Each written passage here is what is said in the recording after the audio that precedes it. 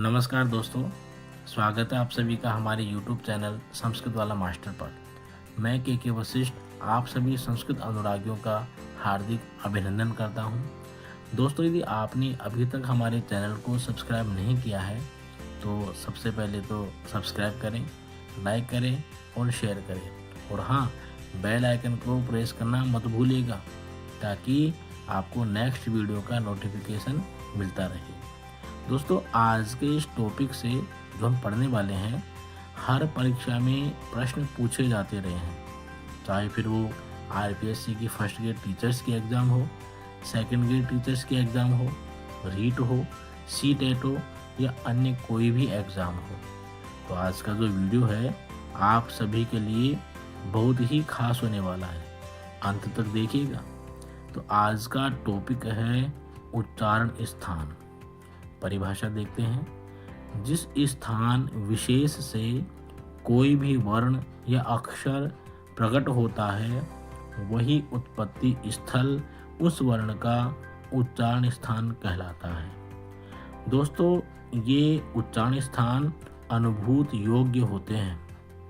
सामान्य सभी वर्ण हृदय से उत्पन्न होते हैं, लेकिन उनका उच्चारण अलग अलग स्थानों के माध्यम से होता है। अब पाणिनीय शिक्षा के अनुसार उच्चारण स्थान कितने होते हैं, श्लोक के माध्यम से समझने का प्रयास करते हैं। श्लोक है, अष्टौ स्थानानि वर्णानाम उरः कंठः शिरस्तथा जिह्वामूलं च दन्तश्च नासिका ओष्ठौ च तालु च। अर्थात पाणिनीय शिक्षा के अनुसार उच्चारण स्थान 8 होते हैं।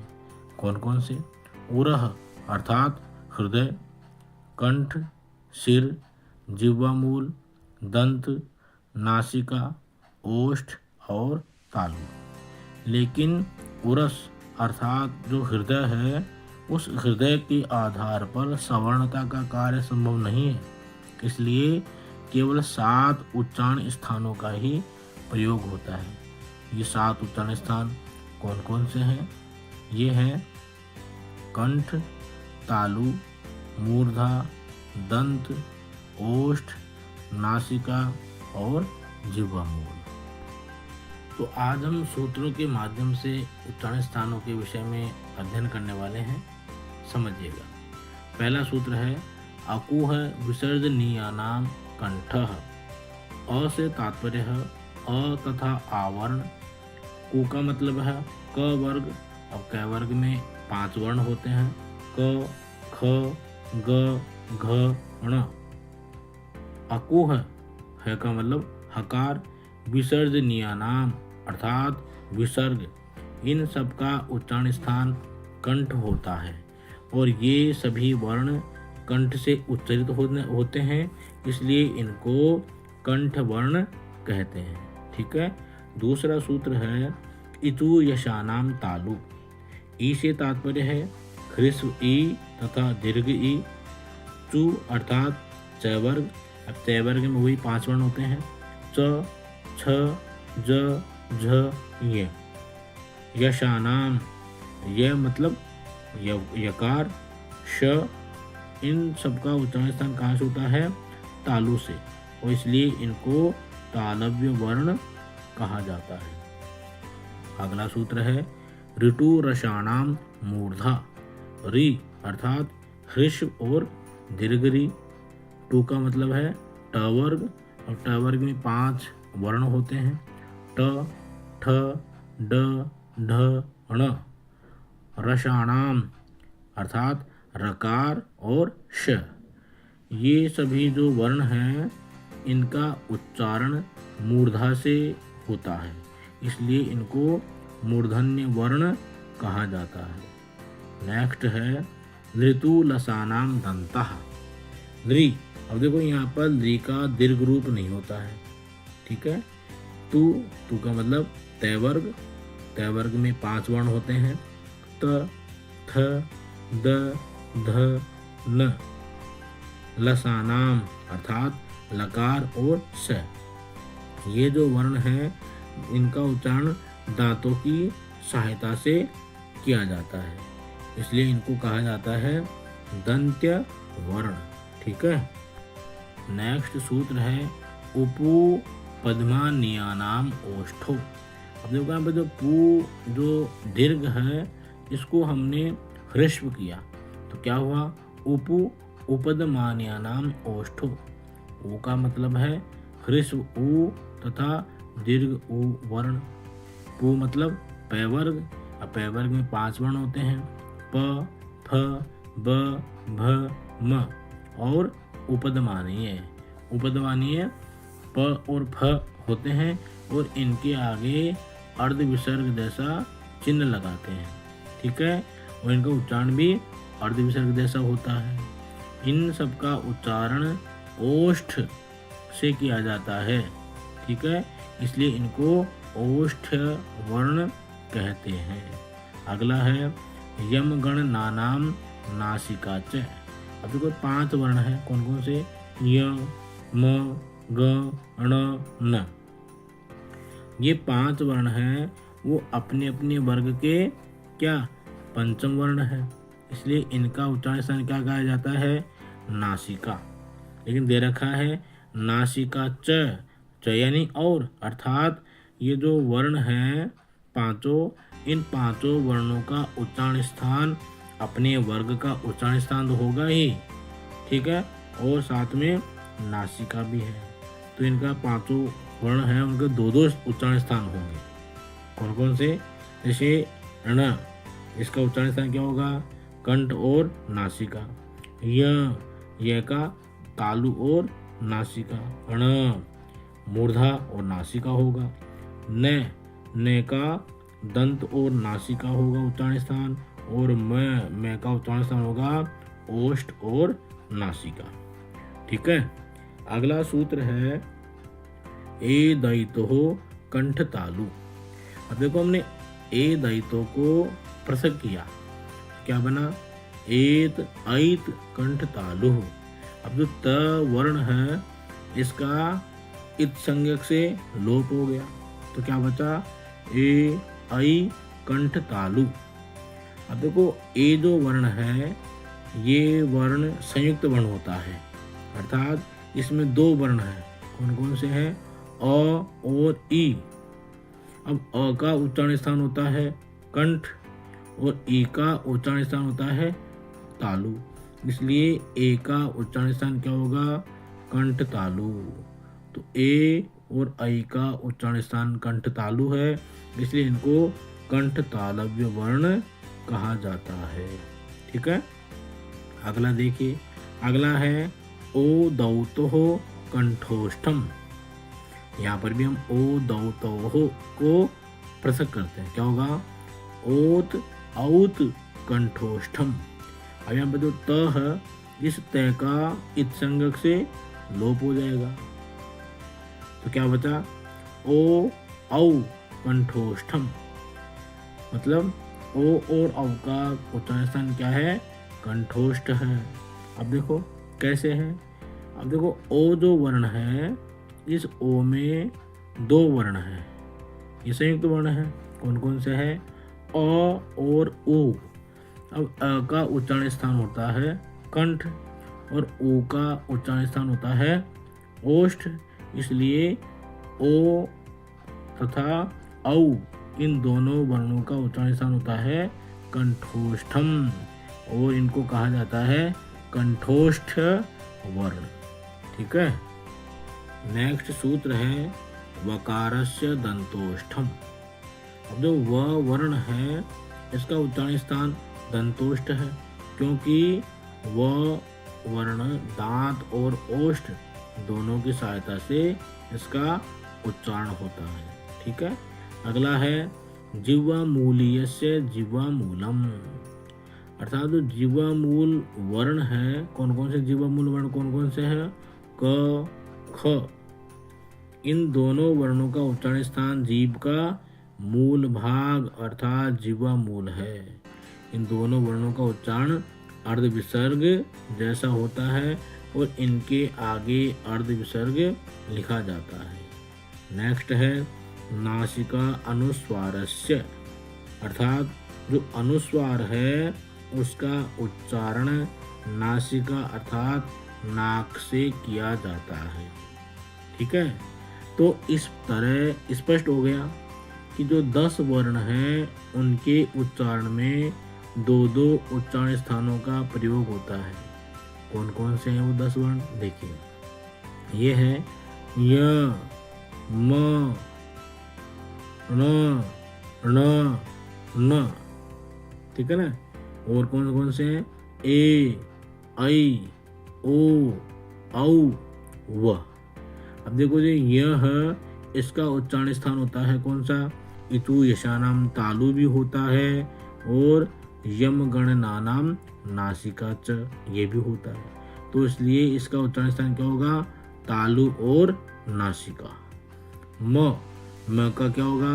ओष्ठ और नासिका। ण इसका उच्चारण होगा कंठ और नासिका। ण और इसका होगा कौन सा? ऋतु रसाणा मूर्धा, इसका मूर्धा भी है और नासिका भी है। और न ऋतु लसानाम दंता, आपने जो ये तय वर्ग का पंचम वर्ण है, इसका दांत भी है, उच्चारण स्थान दंत भी है और नासिका भी है। उसी प्रकार से 5 और वर्ण है। कौन कौन से? वो है ए का क्या है? कंठ और तालु, क्योंकि इस ए में क्या है?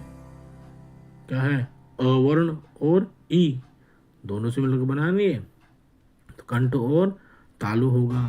ऐ इसका भी क्या होगा उच्चारण स्थान? कंठ और तालु।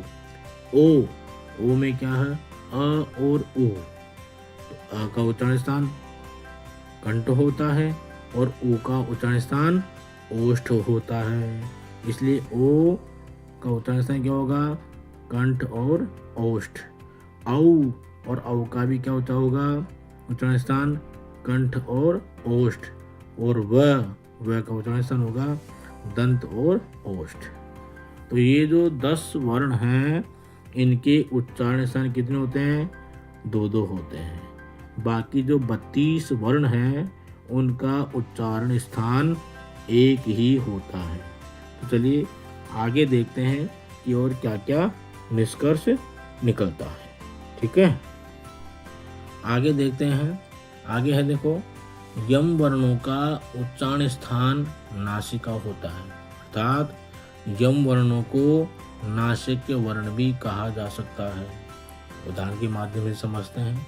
उदाहरण है पलिक्कनी, इसमें 2 ककार है, द्वितीय ककार यम है, अतः द्वितीय ककार का उच्चारण स्थान नासिका होगा, जबकि प्रथम ककार का उच्चारण स्थान कंठ ही होगा। आगे देखते हैं। वैदिक प्रक्रिया में होने वाले धो स्पृष्ट का उच्चारण स्थान भी मूर्धा ही होगा, क्योंकि दो स्पृष्ट ड के स्थान पर ही आदेश होता है। ठीक है, आगे देखें। सामान्यतः विसर्ग का उच्चारण स्थान कंठ होता है, जीवामूलीय वर्णों का उच्चारण स्थान जीवामूल होता है तथा उपदमानीय वर्णों का उच्चारण स्थान ओष्ठ होता है। ठीक है, ये सामान्य भाषा है, हमने सामान्य नियम पढ़े हैं। लेकिन पाणिनि शिक्षा के अनुसार क्या विसर्ग और अर्ध विसर्ग जिस स्वर पर आश्रित होते हैं उसी स्वर के अनुसार इनका उच्चारण स्थान होगा। देखिए ध्यान से समझिएगा, बहुत ही इम्पोर्टेंट है। जो निष्कर्ष निकले हैं इन्हीं के अनुसार एग्जाम में आप अच्छे प्रकार से अंक प्राप्त कर सकते हैं। देखिए क्या है, उदाहरण है जैसे रामः। अब देखो क्या है, रामः, इसमें अह की ध्वनि आ रही है, अर्थात मैं जो है उसमें अवर्ण है। ठीक है, और विसर्ग किस पर आश्रित है? अ पर, तो इसका उच्चारण स्थान क्या होगा? कंठ होगा। क्यों? क्योंकि कहा गया है कि विसर्ग और अर्ध विसर्ग जिस स्वर पर आश्रित हो। अब यहाँ पर विसर्ग किस पर आश्रित है? अ पर, और अ का उच्चारण स्थान क्या होता है? कंठ, इसलिए इस विसर्ग का उच्चारण स्थान क्या होगा? कंठ होगा। ठीक है, सामान्य रूप से भी कंठ होता है, और यहाँ पर हमने किया पाणिनि शिक्षा के अनुसार उसमें भी क्या होगा, कंठ होगा। ठीक है, आगे देखो, आगे है जैसे नेक्स्ट है उदाहरण हरि ही। अब देखो इसमें भी क्या है, विसर्ग है, हरि ही, इसमें ध्वनि आ रही है ई ही। अब हरि में जो विसर्ग है उसका उच्चारण स्थान ऐसे तो क्या होना चाहिए, आप एग्जाम में क्या करते हो, विसर्ग है इसका मतलब क्या होगा, कंठ होगा, लेकिन यहाँ पर कंठ नहीं होगा। कैसे, कहा गया है कि विसर्ग और अर्ध विसर्ग जिस स्वर पर आश्रित होते हैं उसी स्वर के अनुसार उनका उच्चारण स्थान होगा। अब यहाँ पर किस स्वर पर आश्रित है, यहाँ पर जो विसर्ग है यह विसर्ग ई पर आश्रित है और ई का उच्चारण स्थान होता है कौन सा, तालु। इसलिए यहाँ पर इस विसर्ग का उच्चारण स्थान क्या होगा, तालु होगा। समझ में आया? आगे देखो, आगे है रामयोः। क्या है, रामयोः, ध्वनि किसकी आ रही है, ओहो। अब देखो ये जो विसर्ग है आपने तो साधारण रूप से तो पढ़ा है, तो उसके अनुसार तो क्या करोगे आप, विसर्ग है इसका मतलब इसका उच्चारण स्थान क्या होगा, कंठ होगा। लेकिन यहाँ पर कंठ नहीं होगा क्योंकि ये विसर्ग किस पर आश्रित है, ओ, और ओ का उच्चारण स्थान क्या होता है, ओ का उच्चारण स्थान होता है कंठोष्ठ। क्या होता है, कंठोष्ठ। इसलिए यहाँ पर विसर्ग का उच्चारण स्थान होगा कंठोष्ठ होगा। समझ में आ गया? आगे देखो, राम क्रीडति। देखो क्रीडति का वर्ण है और क के आगे क्या है, अर्ध विसर्ग, मतलब जिह्वामूल। जिह्वामूल है ना। अब जिह्वामूल का क्या उच्चारण स्थान क्या होता है, ऐसे जिह्वामूलीयस्य जिह्वामूलम, आपने ये पढ़ा है ना। लेकिन ये अर्ध विसर्ग में जो अ वर्ण है उस अ स्वर पर आश्रित है, इसलिए अ का उच्चारण स्थान क्या होता है, अकुह विसर्जनीयानाम कंठ है। इसलिए इस अर्ध विसर्ग का उच्चारण स्थान भी क्या होगा, कंठ होगा। समझ में? चलो और देखते हैं, वृक्ष फलति। अब देखो फ है, फ के आगे अर्ध विसर्ग है तो क्या हो गया, ये उपदमानीय वर्ण हो गया। अब उपदमानीय वर्ण का आप क्या करोगे, उपदमानीय वर्णों का आप क्या करोगे, उच्चारण स्थान ओष्ठ होना चाहिए, आपने जिसे पढ़ा है। लेकिन पाणिनि शिक्षा के अनुसार क्या दे रखा है कि विसर्ग और अर्ध विसर्ग जिस स्वर पर आश्रित हो उसी स्वर के अनुसार इनका उच्चारण स्थान होगा। अब यहाँ पर अर्ध विसर्ग है, ये किस पर आश्रित है, वृक्ष। श में क्या है, अ, और अ का उच्चारण स्थान क्या होता है, कंठ। तो यहाँ पर अर्ध विसर्ग जो उपदमानीय वर्ण है इस अर्ध विसर्ग का उच्चारण स्थान क्या होगा, कंठ होगा। तो दोस्तों कैसा लगा आपको ये वीडियो, कमेंट्स बॉक्स में कमेंट्स करके ज़रूर बताइएगा। तो फिर मिलते हैं कुछ नया, कुछ अलग और कुछ खास लेकर के। तब तक के लिए नमस्कार।